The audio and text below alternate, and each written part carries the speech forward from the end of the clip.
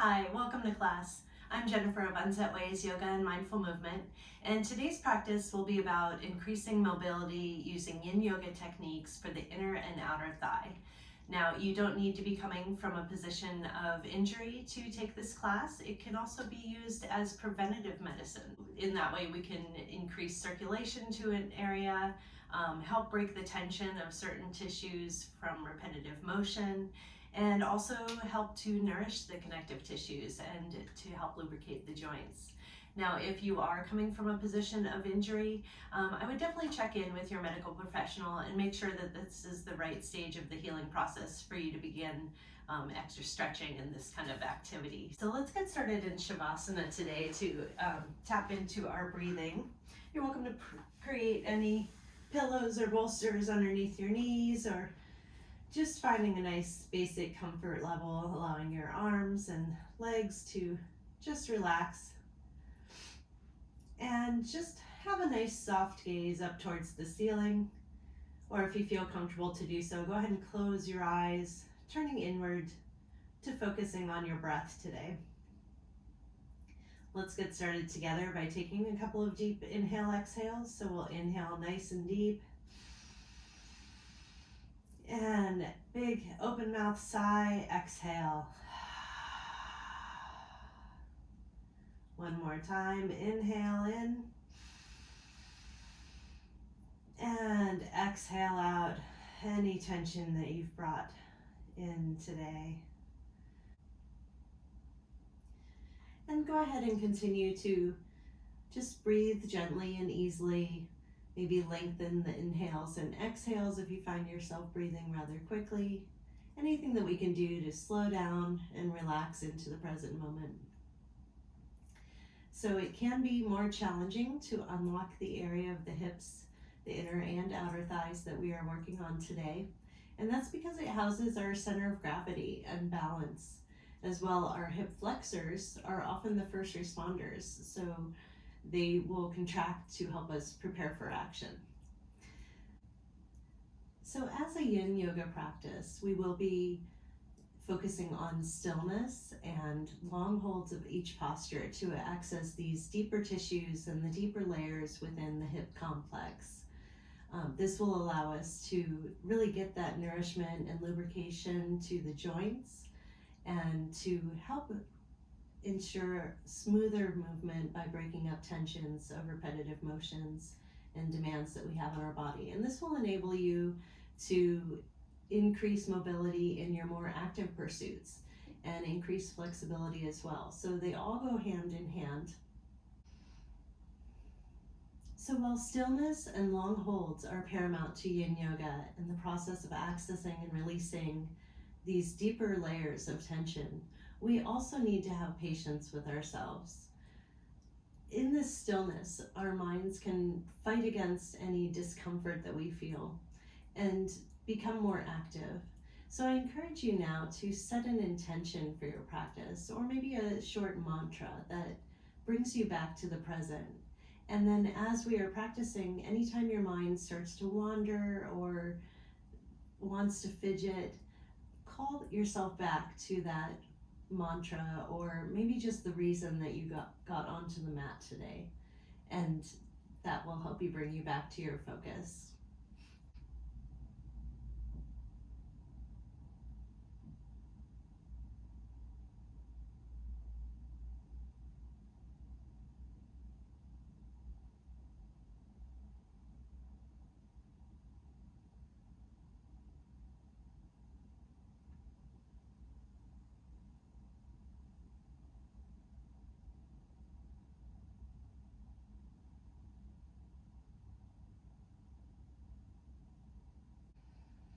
And when you're ready, let's slowly bend the legs, bringing your knees up towards your chest.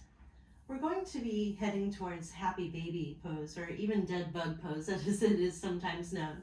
But first, let's take some intuitive movements. So either grabbing onto the feet or the ankles or even behind your legs.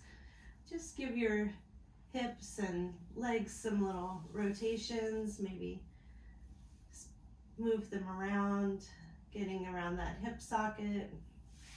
You could even straighten and bend your knees.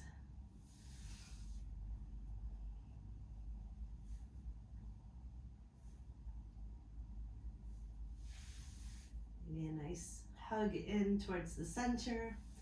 And when you're ready, we'll take this pose by bringing our tailbone down to the mat, so trying not to let it curl up from the mat.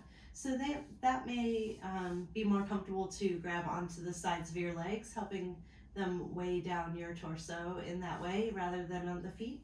But whatever's comfortable for you today, let's find that space where we can find stillness. And once again, softening your eyes and allowing your breath to relax you.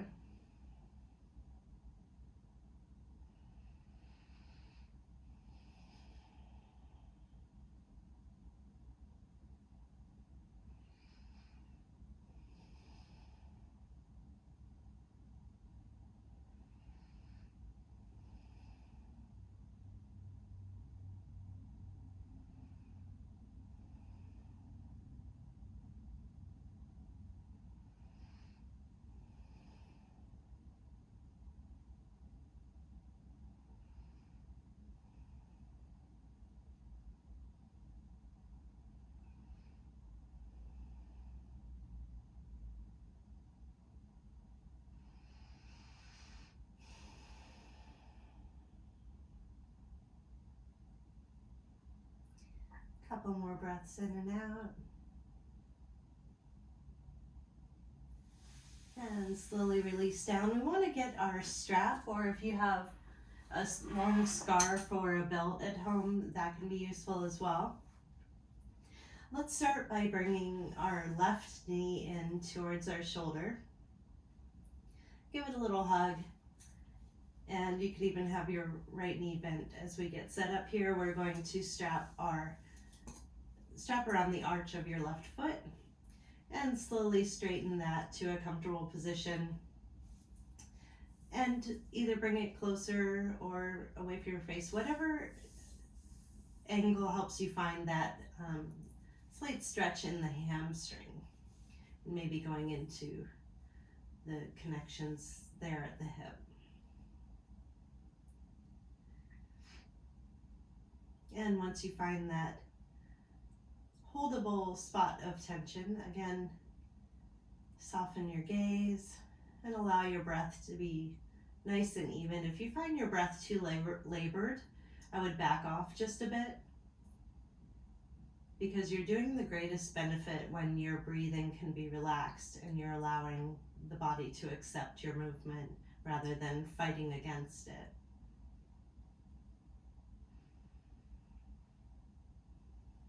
If you want, you could straighten that right leg if that helps the sensation.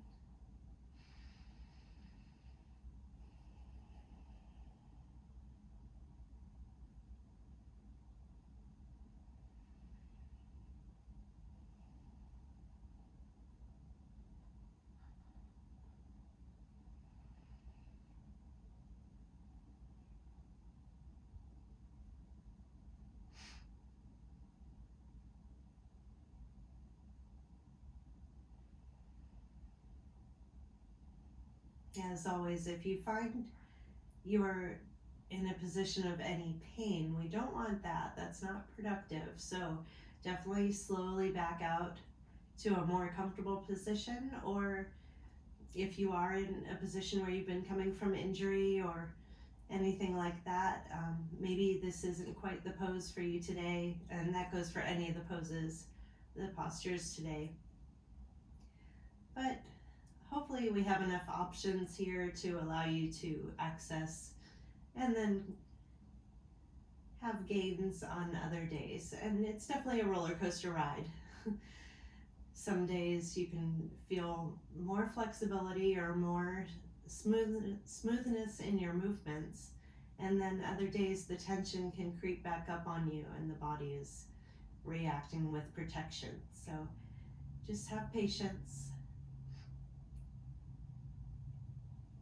And from here, you might want to release just a little bit. We're going to take both straps into the left hand, and very carefully, especially if you're coming from injury, just slowly allow your leg to lower.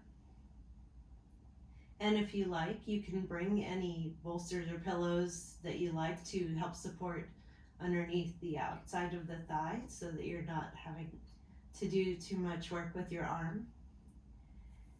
And also, we only want to go so far that we can still keep both hips on the mat. So you want to make sure that that right hip is anchored down as well.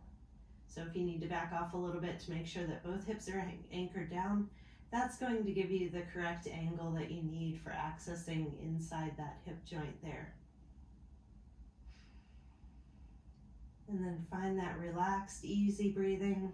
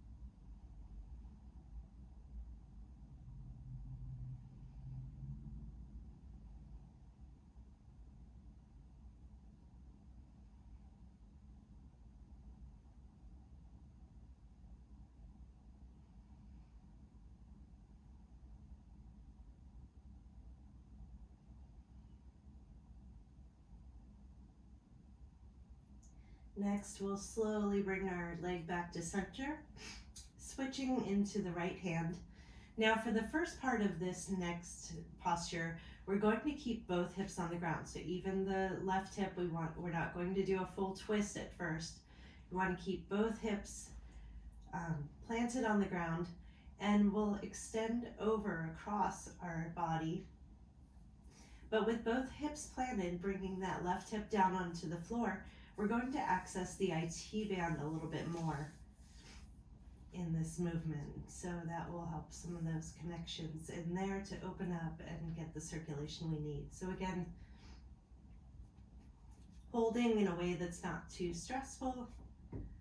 This one, maybe even getting a tall bolster if you need to help support your leg.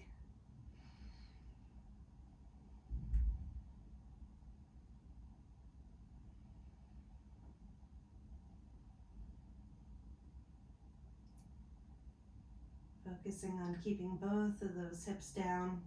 And you may need to bring your foot either closer towards your head or a little away to feel that just the right angle in the IT band. That is possible as well. But as soon as you can find that sensation, definitely work towards that stillness.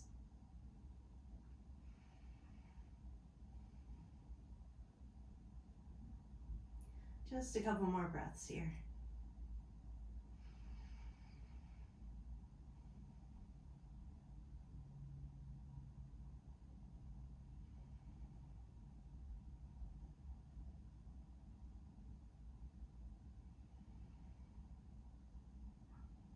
Now allow your left hip to rise up. I'm going to bend my knee, which is totally fine. You can have straight leg or bent knee to rotate over. I'm just space deficient here.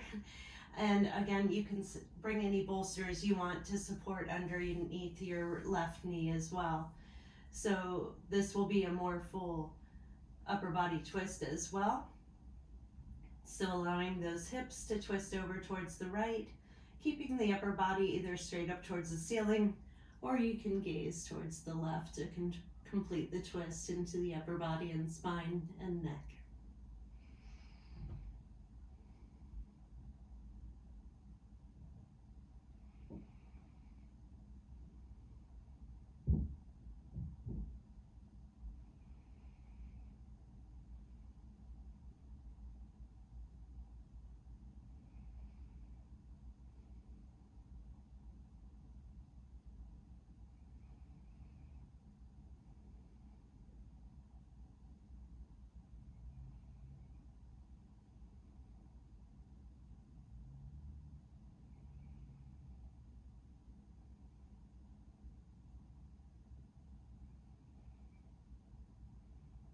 And now gently let's come back towards center.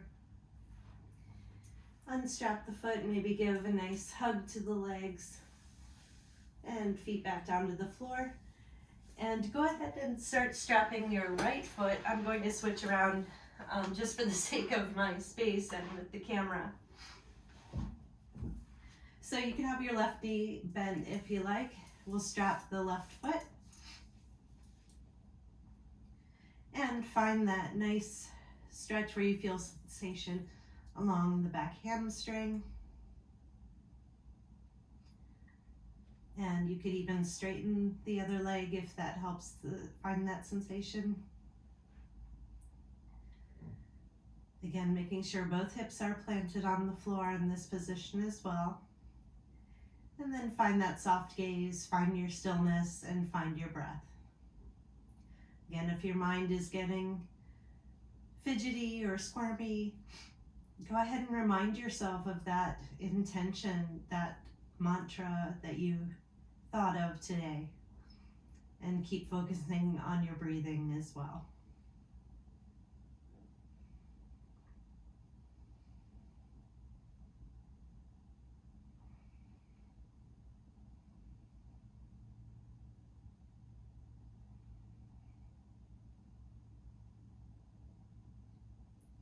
It is normal to have different levels of flexibility or tension feel on one leg compared to the other. So even if you're not coming from injury, this can be true just due to our basic activities of each day. We're always more dominant on one hand than another with any activity. There's rarely anything we do evenly with both sides. And so our body just builds this response and this strength in a certain way. So we can do the best we can to bring balance with both sides so that neither is taking on too much stress, but we will always have slight differences. And so we always try to look at each side uniquely.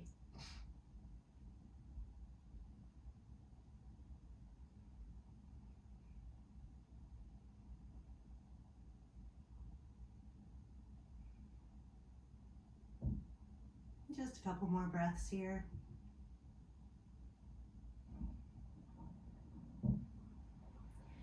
And then when you're ready, slowly release the stretch just a touch, bringing both straps into the right hand and slowly making sure to keep both hips anchored on the ground. You want to open up that hip. Again, feel free to bring any pillows, bolsters, or blocks to support the outer right leg.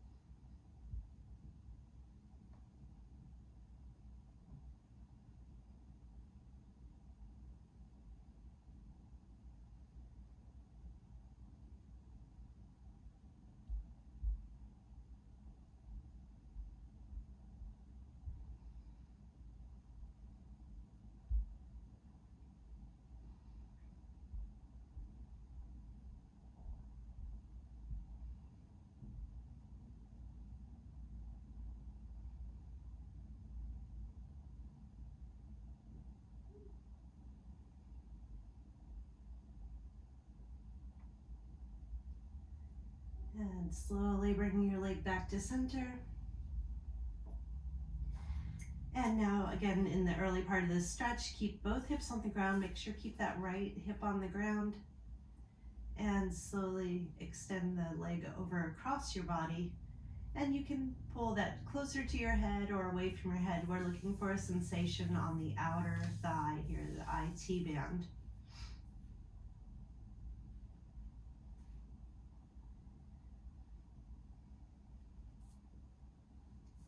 So really find that positioning where you can feel both hips on the ground as well.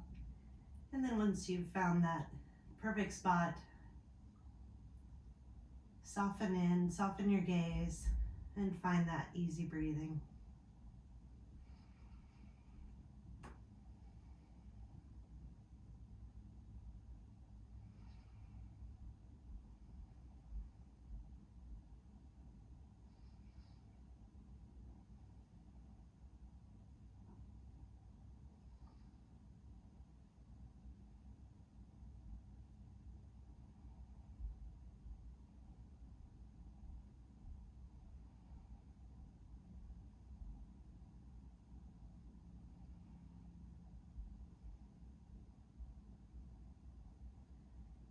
And go ahead and allow that right hip to lift up. If you need to bend your knee, that's fine, or keep a straight leg.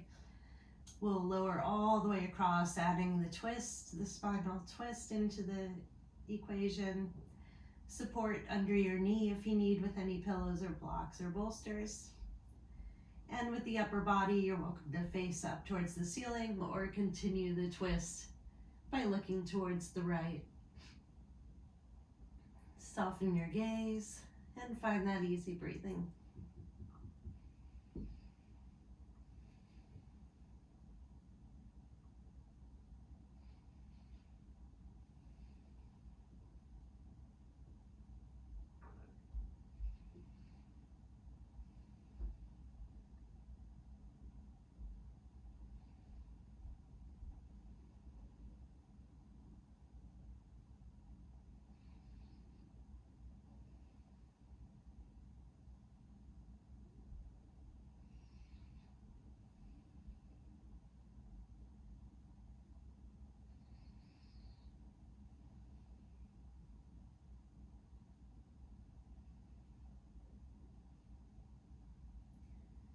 And after your next cycle of breath, go ahead and roll yourself back towards center.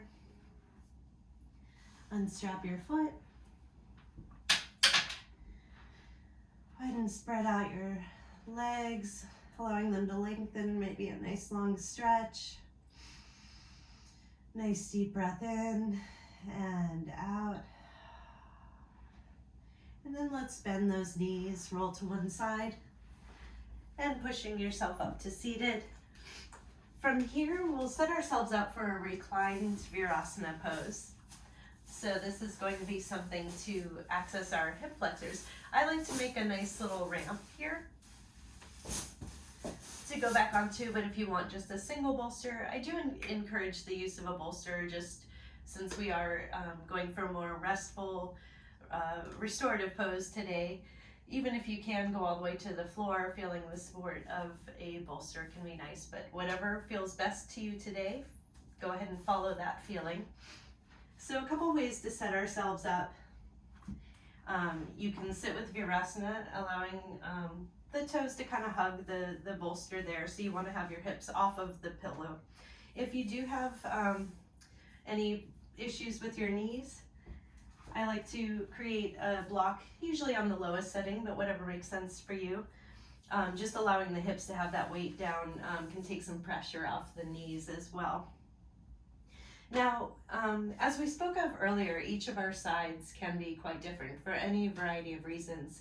So this particular posture, I like to take one leg at a time, and that can be very helpful for people who are dealing with issues of scoliosis, like myself. You'll definitely know that each side, the hips can be, have a certain amount of twisting or positioning that can be more stressful on one side than the other, as well as any particular injuries. So in this way, that helps each hip flexor to be able to be treated individually. So let's start by pulling out our right foot, and we can just have that foot planted solidly on the ground. We'll keep this left leg in Virasana. You want to make sure that your ankle is not torqued to one side. You want to keep it all hugged in. We don't have any twisting on the lower leg there. And when you find that positioning, go ahead and recline yourself back on your bolster. You may need to wiggle yourself to get just the right position. You want to make sure the head and neck is supported as well. And you could even hug in those shoulder blades and then allow them to rest so that we have that opening of the chest by default as well. So as I said before, the hip flexors can be often our first responders, and they run very deep. It attaches on the lower lumbar spine and then comes forward onto our femur of the leg. So they really empower our walking, any forward movement with the legs. And as well, it is very active in that gut reaction, literally. Anytime our core wants to tense up and prepare us for action, that's often where it starts. So in this way, we can help relax that. And you may find a lot of tension there. This can be one of the hardest postures for people to do because we are in a contracted way in this area so often, whether seated for long amounts of time or just stress from lifting and movements. So do the best that you can to remember your intention and find that even breathing. And let's enjoy a few breaths in silence here.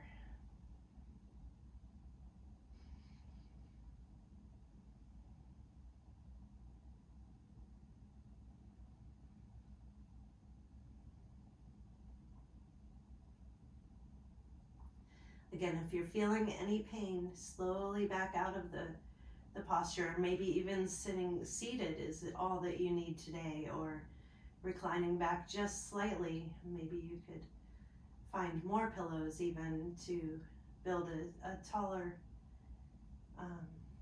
ramp for your needs today. So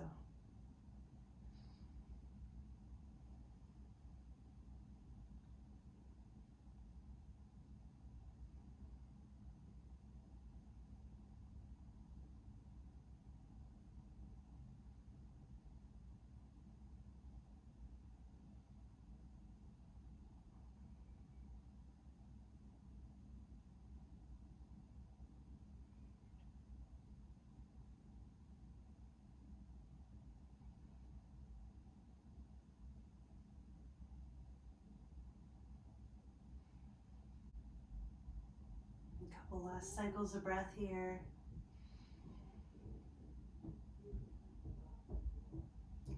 And when you're ready, try to brace with your hands against the floor. We'll press in with that right foot as well.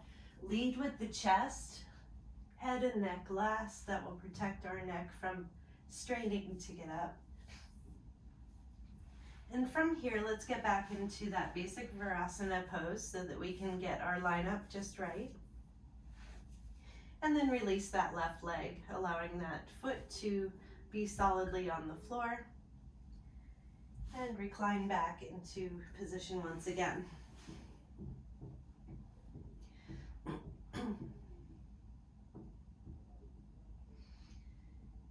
And again, you probably can feel a lot of differences in one side to the other, or you may not.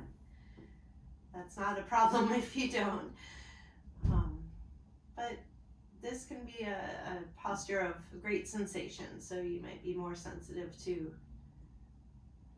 the different tensions in your body. And it's always good to be aware so that we know how to treat each side and what we may need. Maybe we need more props on one side than another. And then when we're able to release each in its own way, then we can find more balance in them together.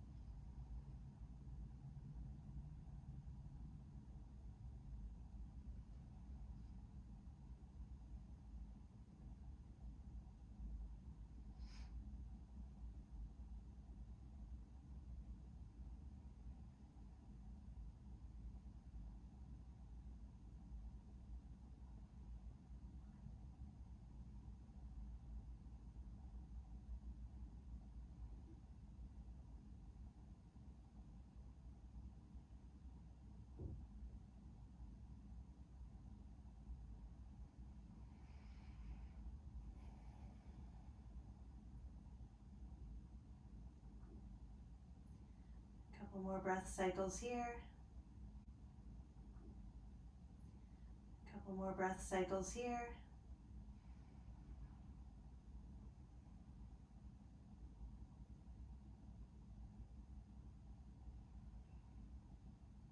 And again, supporting yourself with your left foot and your hands behind you. Raise with the chest first, head and neck last. And let's come back up to seated. So I'm really glad you were able to join me today. I hope this was very helpful in opening up your hips. If you have time to indulge in another Shavasana pose today, I encourage you to do so for as long as you need. Namaste.